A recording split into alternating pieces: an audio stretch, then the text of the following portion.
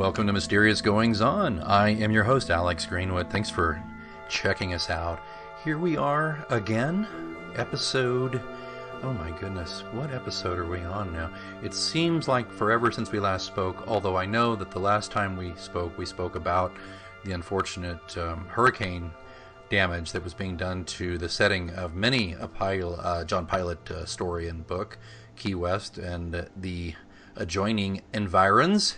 We talked about that quite a bit. That was episode 29, and well, here's episode 30. I'm so excited, and in just a moment, we've got a great guest. We've known him to grace us with his presence and humor and great insights about writing many a time. Jason McIntyre will be joining us shortly. I wanted to do a couple of house cleaning things while we were getting started here. First thing, I know at the end of that last episode, chapter 29 as I call it, that I had mentioned that we would talk about the F word on the next episode. And we're not going to talk about the F word. The F word being failure. We're going to talk about how failure has actually encouraged and inspired me to go on as a writer and in many other aspects of my life, because frankly, I failed way more than I've succeeded. But, you know, it's not going to be a downer. We're going to do that one. It's going to be, I think, a good look into the ways that creative failures can create some pretty spectacular results when you pick yourself up and keep moving.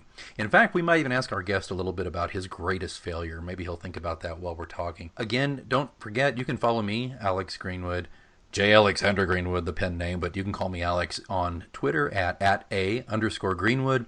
And don't forget the John Pilot Mysteries Facebook page. Just look for John Pilot. That's Pilate Mysteries on Facebook.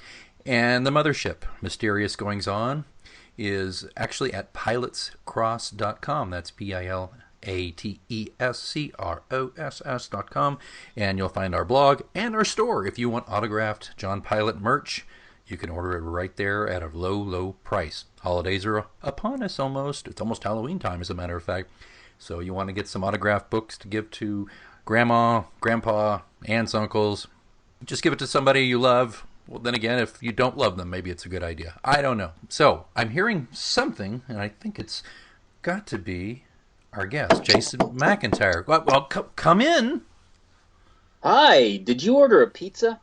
I did. Does it have Canadian bacon? Of course. That's all I bring is Canadian bacon and maple syrup. I don't put the maple syrup on the pizza, though. People don't like that. Jason McIntyre, welcome back to Mysterious Goings On. Why, thank you. I appreciate you having me back. Yeah, just to let everybody know a little bit about you. You're the #1 Kindle suspense author, ranked #1 for the Night Walk Men. You've had bestsellers on The Gathering Storm and Shed, plus the multi-layered literary suspense of Phthalo Blue. Your short fiction has appeared in numerous magazines and won several awards. But again, his debut novel On the Gathering Storm is cited by readers as a, quote, uncomfortably thrilling, unquote, read, and it's earned McIntyre a spot in the top 20 debut authors for the Goodreads Choice Awards. Dag, man. That's a very fine introduction. I appreciate that, and I think I have to stuff my head back into this little spot here. It's almost as if you'd written it yourself. But you can find more about Jason, by the way, at thefarthestreaches.com. I know Jason doesn't update that every day, but there's plenty of great info about Jason and all his work, and also his graphic design work and some other stuff, some really good stuff. So Jason, okay, all that out of the way, welcome back. Hey, how you been, buddy? Doing okay? I'm doing well. I'm trying to put books out. Many, many, many books. More books than people want to read, apparently. Hopefully kidding. I've been very busy as you have, fighting the good fight, writing the good word. Some of them better than others, you know. Actually, as we record this session, you are just days away from the release of your latest novel, Unwed, correct? Correct. Unwed comes out on Friday, October the 27th. It's available for pre-order now at a discounted price of 99 cents. Cheaper than coffee, I think. Good gravy. That's a bargain at 5 times the price. Depending on how good your coffee is, it's a pretty decent price for a shorter novel. It's not a 500-pager, but probably be 180 to 200 pages in print form. It's available in ebook format only. It's exclusively at Amazon to start with. There will be a print version later. Unwed is kind of a unique way to present a book. It's a part of a mosaic novel. Currently, there's 8 titles available in this larger mosaic work. Each book of the 8 has their own main characters and their own plot line, their own beginning, middle, and end. You can read 1 book, you can read 2 books, you can read 3 books. You'll get 3 complete stories if you read 3 books. You don't have to read them in order. You don't have to start at the beginning. Unwed, which comes out Friday, October the 27th, is the 6th book chronologically.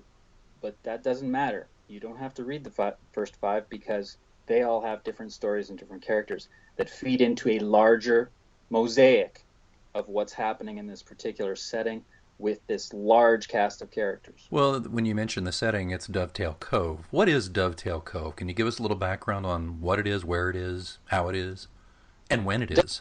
Dovetail Cove was a thriving town in the 50s and 60s, a tourist place on a small island.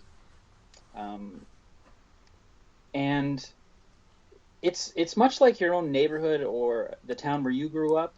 There's gossipers. There's way too many churches for the number of people that live there. The population swells with tourist activity. When we catch up with it, it's the 1970s, and it's suffering kind of an economic meltdown. The power plant has gone out of business. The mine has shut down. Workers are leaving. The main economy is probably fishing and lobster and that kind of thing.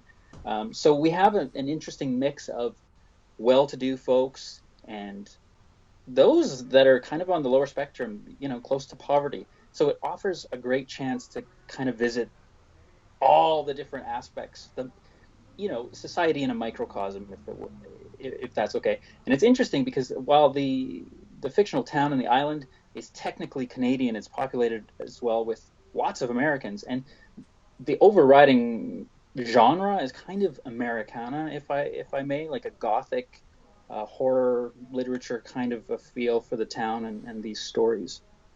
I've read numerous pieces of the puzzle of this mosaic. I've read several of the Dovetail Cove novels, including I received it's not an artist proof, but I received a proof manuscript of Unwed, which, wow, we'll get to that in a moment. But it's interesting. When I first went into this, just reading a little bit about them, I thought, well, whoa, is this like a kind of a Twin Peaks kind of thing, this place? But I guess you can make some of those kinds of comparisons, but frankly, my major criticism of Twin Peaks, I love the atmosphere, but I think the stories are kind of weird for weird's sake a lot of the time, and that's not what you find here in Dovetail Cove. And what I love too about is the clever punnage going on with Dovetail Cove. All the books dovetail into one another. I'm sure that wasn't intentional, but I love that, and I love the aesthetic, the visual aesthetic that the words evoke within me. I love the way you can see these characters, and I think you hit it on the head when you said that aspiring to kind of capturing these snapshots of Americana type settings, and you fully inhabit a lot of these characters in such a way that even though you don't go overboard on describing how they look, in fact, you rarely go into appearances at all, but just their dialogue and their thought process and their actions, they instantly plug in, a lot of the time for me, into these archetypes that I actually know from real life, having lived in small towns. It's very successful in that way because the reader doesn't have to spend a lot of time and a lot of energy trying to figure out who these people are. You can just get into the story. You get in there, and it's really superb in that regard. It's clear that you've put a lot of work into the characters. Well, thank you. That is my hope. And to be honest, this idea of archetype characters appeals to me. I like looking at everyday life that you and I and many people take for granted in a way, and then kind of breaking those archetypes or breaking those stereotypes down and looking at the layers underneath the surface of the onion, not just with the characters, but with the setting and the plot itself. A lot of times my goal is take something fairly mundane and really look at it underneath and see why it's more interesting, or turn it upside down and make it more upsetting. So right. In Unwed, we open with Bexy McLeod, who has 3 grown children that have left the island.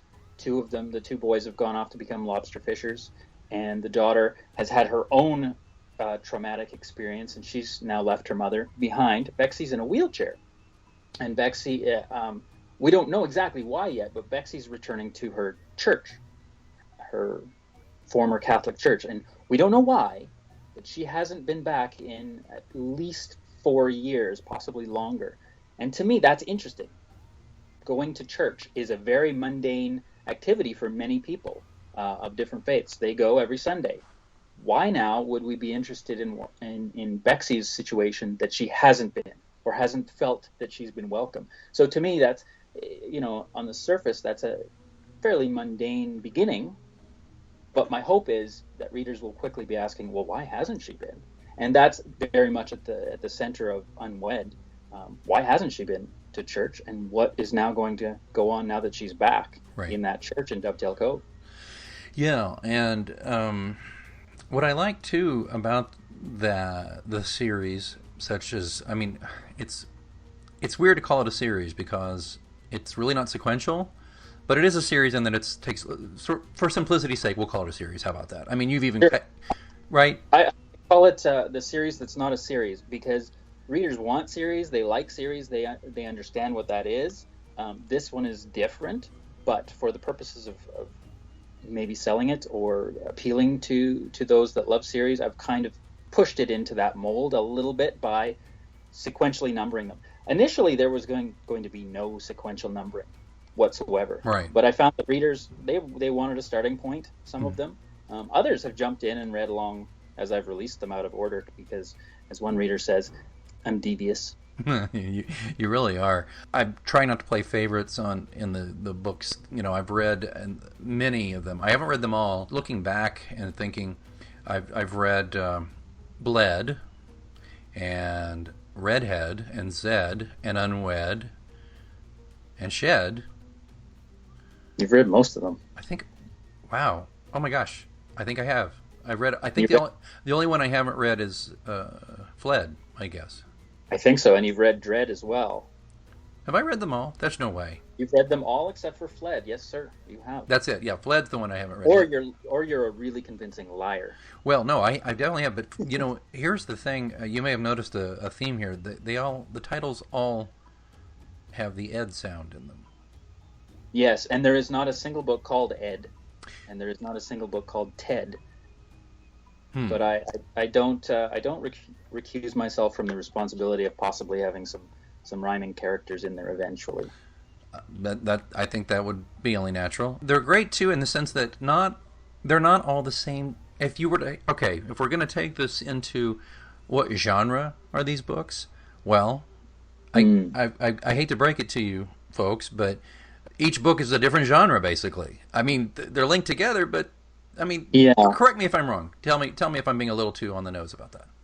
No, you're right, spot on, and that's good. Out of 8 books, and there's going to be a 9th and a 10th. It was kind of designed, for lack of a better word, not that I really design what I'm going to write, but in my mind as I was going through it and discovering how I could tell this bigger story, and I came up with this idea of writing them in smaller pieces. It kind of became a bit of a playground for me, for lack of a better word.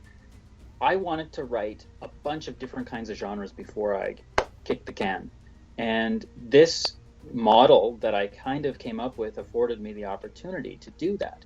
So, I mean, we have, just glancing here at the list, we have a fairy tale, we have a psychological suspense, we have a noir kind of crime drama, we have what I would loosely call a romance. Unwed is kind of a soap opera. It has those elements to it. We have kind of a classic damaged hero horror story, and we have what I sometimes call a murder mystery in reverse. Now, they're all my style. They don't break from my style very much, but they do borrow from some of these genres quite heavily in their structure, in their language, and in what they're really about. And for me, that was just a tremendous ton of fun to be able to jump from genre to genre while still retaining, the suspense and the horror and suspense, horror, suspense, and thriller elements that everybody kind of expects. Those are all pretty much present in everything. Right, but what I love about it too is, in particular, if you're new to the series now, you have 8 books now. You can dive in. I've been reading them kind of as they went along, so there was spaces between, each book. Whereas you can read each piece of the mosaic and put it together if you were to read them all. Not when I say sequentially, I mean pick any way you want, but you could go get all 8 books right now, and that's a good point. With the release of Unwed on Friday, the 27th of October, the first 8 books, if we're looking at them chronologically, the first 8 books will then be available. So if you wanted to read them in chronological order, they start in 1971, 72, 73, 74, up to 1978. Each book happens in its own year. So we can even look at it that way.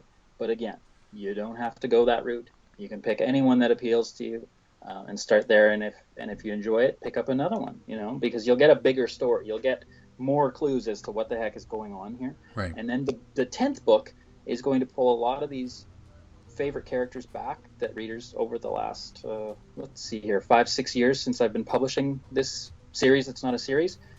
The readers have told me, I like this character. This character better not die. Please don't kill off so-and-so.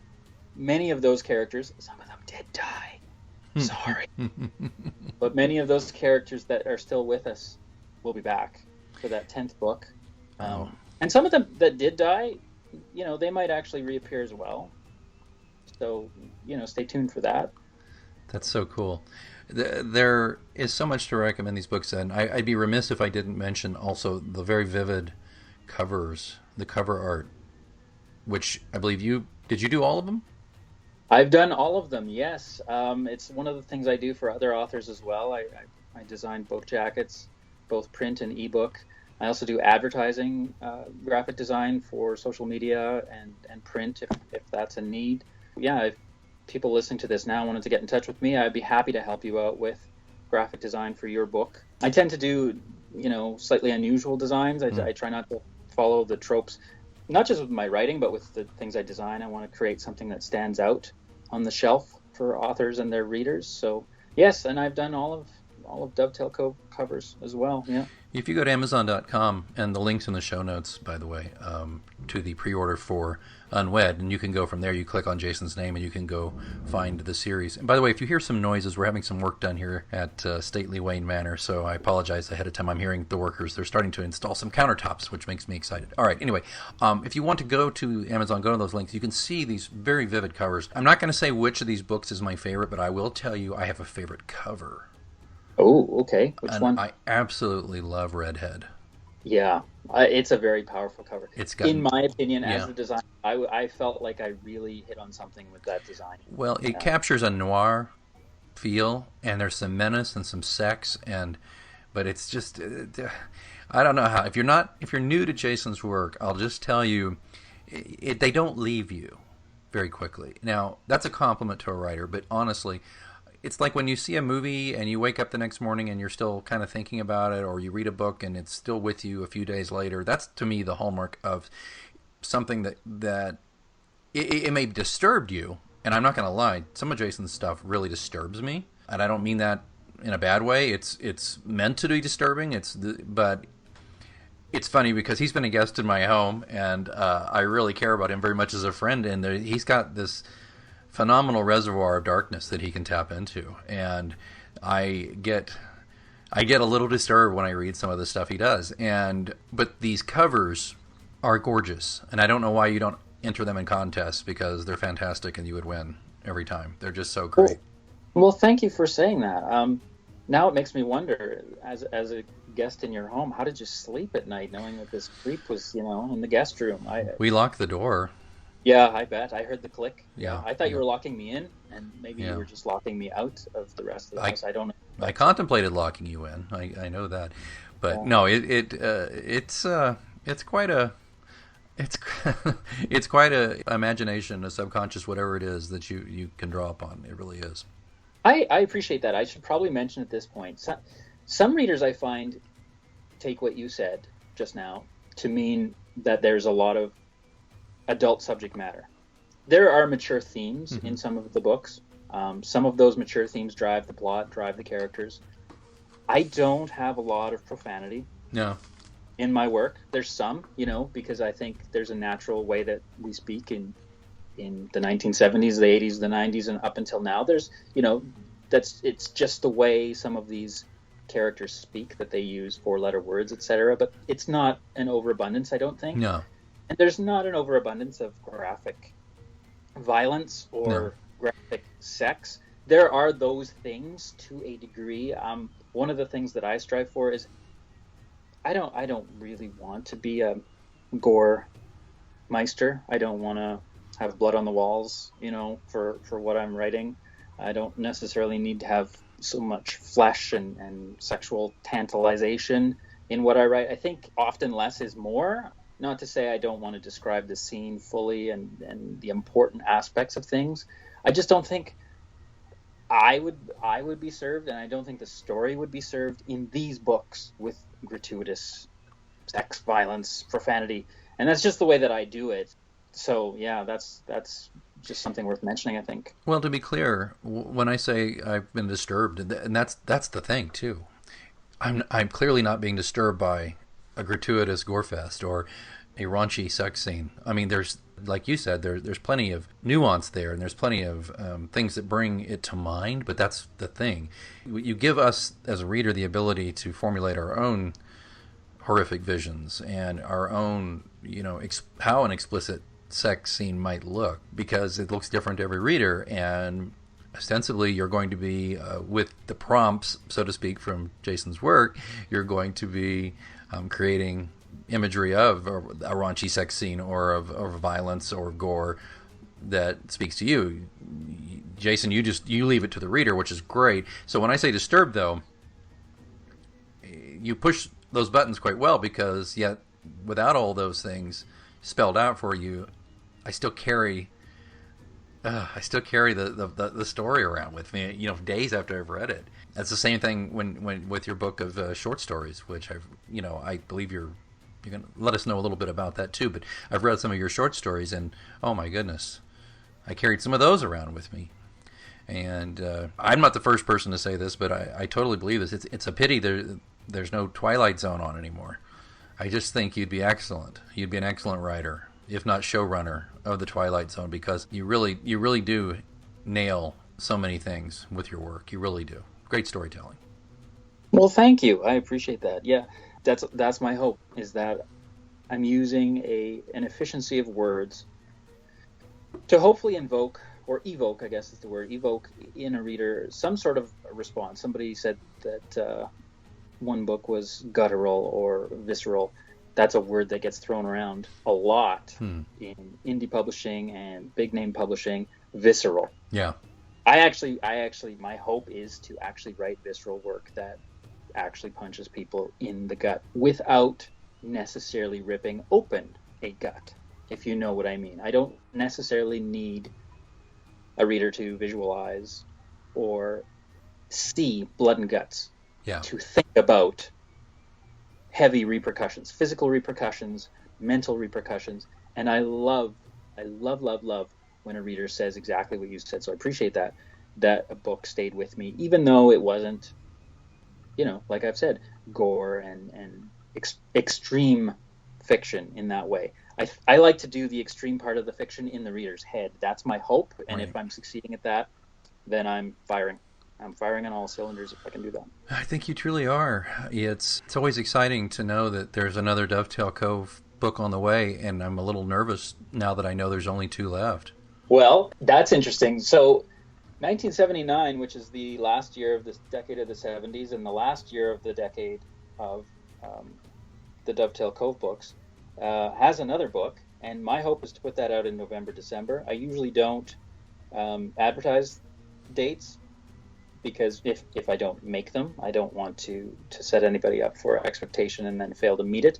I'm fairly certain that the 9th book, 1979, which has a title but it's not revealed yet, will be out November or December. The 10th book is a giant book. It is the longest thing I've ever written, because it pulls in all of these characters.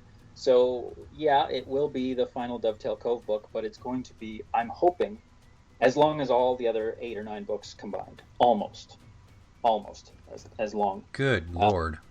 it's going to take some time to get, final, the final draft and final edits and that kind of thing ready. So I can't say for sure when. My hope is early next year for that book. But fans, I don't really like that word, but readers of the series to date who've enjoyed it, some of their favorites will be back, and I'm hoping they will not be disappointed by the massive conclusion to this story. No, I think that people, if you've read, particularly if you've read all of the preceding books, that last book is going to be a whopper that you're just ready to do it. I'm excited too because I've not. You typically write novellas or shorter novels, as you said, or short stories. So I'm really interested to see this really this epic book that you've come up with. And so is it all done? Are you basically, or is the series done? I mean, is it done? I don't mean is it all published? Obviously, it's not. But is it all done? It's done, yeah. I've written the end on the 10th and last book of Dovetail Cove. Wow. Some of the 10 are novels, full-length novels. They're a little shorter than say a Stephen King work or something. It tends to Right. write long books. But yeah, within this world, many of them are considered a novella, which is less than 50,000 words. Mm-hmm. For some readers, they're not going to know what that means. That would be less than 150 pages, maybe. Yeah. Considered a novella. So yeah, and then the 10th, yeah, it's ginormous and it's finished. It's got to go through the process of publication, though, right? Which, as you know, Alex, includes proofing. Well, before all of that, editing, extensive editing, beta reading, which is where where an author or writer will send out preview copies to a group of trusted confidants and readers and whatnot. Alex just put up his hand. I would love it if you pre-read the book, Alex. I want to Find all my mistakes. That's the other thing that's tricky. I'm writing about a decade that I barely know, right? I was born into the decade of the 70s, but I have no conscious memory of the 70s. So there is a ton of research that goes into this. There's things that I've gotten wrong that beta readers have corrected. Rotary telephones and different technological advancements, songs that weren't actually released yet. Those kinds of things can be looked at quickly, but there's a kind of a gut memory that people who lived through a time have that somebody who didn't can't always get right. So I count on beta readers to help me with some of those things because some of them are older than I am, and I'm not poking anybody in this room, but I've had just a tremendous time playing in this era of the 70s. It was a simpler time. No smartphones. That's a huge challenge with writing tell me about it. Mystery fiction in 2017 is the smartphone. You can find out anything on a smartphone in your pocket. How can you write suspenseful stuff without, if books didn't have suspension of disbelief now in 2017, they'd only be 5 pages long because people would just, call up the other character and say, well, the killer's on his way. But of course, in 1976, you can't do that as easily. So there's a bit of more leeway, I find. I think I've spoken previously about that in my John Pilot mystery series. A lot of it takes place in Cross Township, which has had a devil of a time getting good cell service. That's because it takes place within the last 10 years. So, but I've cheated quite a bit. And my next John Pilot novel, there's basically the smartphone is starting to come into I can't hold it off forever. I've just tried to cheat and not use it because he's either out on a boat where there's no service or he's, back in a small town that has piss poor service. But yeah, the challenges of your research, it's really good because I love the way there's just the perfect detail to give it the verisimilitude the story requires, so that everything from what's on television, to, I'm making this part up, TV dinners or whatever, little details like that give it just that oomph, But you're right, it is challenging. And as I go forward in my series, which for some dumb reason I said, but there's going to be 12 of these damn things, and I'm only on And my You book, did say that? I did. Oh, I've announced that many times. There'll be a Uh-huh. dozen. I've given interviews. Yeah, and I'm on book 6 right now. It may take the rest of my life, but I will get them done. Unlike you, I'm not as prolific, and I don't write as quickly. And I've always admired that about you. Is not only do you write quickly, but you write extremely well. It's exciting, and I wanted to make sure that as we wrap up here, that I told the listeners of Mysterious Goings On about what's going on with you. I could talk to you forever, but I know we don't want to wear people out, and you've got stuff to do. You've got a book to get out, but is there a couple of things you want to remind folks about? And Well, as I said off the top, and maybe perhaps you said it, the latest Dovetail Cove book drops on Friday, October 27th. Up until then, I think there's about 3 or 4 days between when we're recording this until Friday the 27th. The pre-order for that book, which is Unwed, a Dovetail Cove novel, 1976, is available. The pre-order at Amazon.com exclusively. And the pre-order for the ebook is at only 99 cents. And that's a steal, because you can get bad coffee for just a little bit less than that. Or you can get this book for, a few pennies more and be entertained for at least the 2 hours that it would take you to read it. I'm really proud of the book. It's a bit edgy. There's some mature themes and subject matter in it, as are some of the other books. But I'm really happy that this rounds out the first 8 books in this series. If people want to learn more about the series, they can go to my website, which is www.thefarthestreaches.com. I don't know. You always spell your website, Alex. I don't know if I should try it. TheFarthestreaches.com. Wow, that's a really long URL. I wouldn't do that very often if I were you. You did it well. I think that's the first time I've ever done it, and I didn't read it. Well, I do. I spell mine because pilot. Everybody thinks it's Pilates or pilot, like an airplane pilot. So I have to spell it. Yeah, and So go to the farthest reaches. The link will be in the show notes too. You know what I'm going to do though, real quick before, and also if they want to get a hold of you, if you're an author and you're interested in a fantastic book cover, how do they get a hold of you? Well, my phone number is no. I'm kidding. Again, you can go to The Farthest Reaches. I have a page on there called Graphic Design. You can click on that, and that will allow you to send me an email. If you don't want to do that and you're on Facebook, I'm at Jason McIntyre on Facebook. Also, Twitter, it's Jason C. McIntyre on Twitter. You can ping me in any of those places, and I will respond to you and help you out with that. Or tell you a great spinach dip recipe. I'm really, really proud of my spinach dip recipe. Well, I'm looking forward to having that, and I'm gonna have to mention too that folks, I put my money where my mouth is. The next book in the John Pilot series, coming out very shortly, was created by Jason McIntyre, and I think you're gonna love it. It's really exciting and fun, and captures the book. Yeah. It's explosive. I'll just say that. Yeah. Ooh, nice tease. Thank you very much. Yeah. I'm going to leave you with this about Unwed. It's January 1976, and Bexy McLeod gets roped into helping Dovetail Cove's retired doc as he deals with St. Dominic's latest problem. Having tangled with the town's church-going community for years, Bexy knows she shouldn't get involved. Wheelchair-bound after an accident left her paraplegic, she might be the least sensible choice. Trouble tends to follow the widow, and the last thing Bexy needs is confrontation.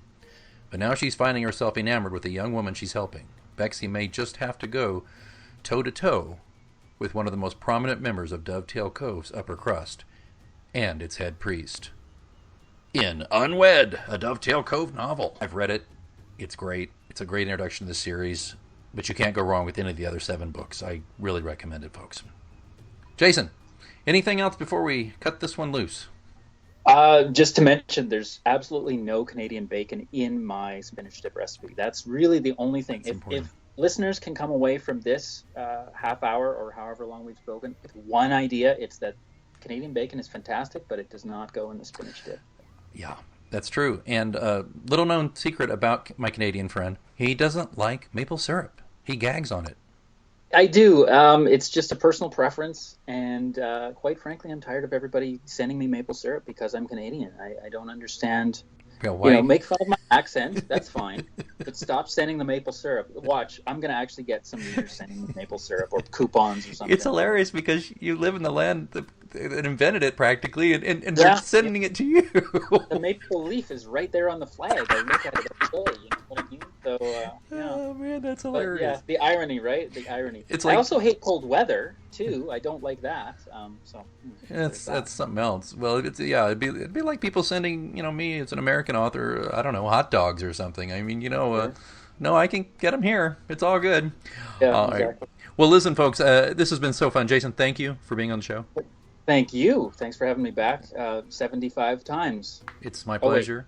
Only chapter 30. I've only been here 30 times. Yeah, but we'll get to 75, and we'll have you back again soon. Oh, Jason, one last thing. One last thing. What would you consider to be your greatest failure as a writer? Taking bad advice, probably. Early days, and I don't mean early days of writing, but early days of sharing my work, which is, it's kind of like two different birth dates. You know, you have a birth date when you start down the path of creating something, and then you have another birth date where you start sharing it. I started sharing writing that I had done, and I took some bad advice, and some of that advice was to try and hammer it into a genre. Now, that's tricky because genre work sells, Right. and work that it cannot be easily labeled does not sell as easily right away.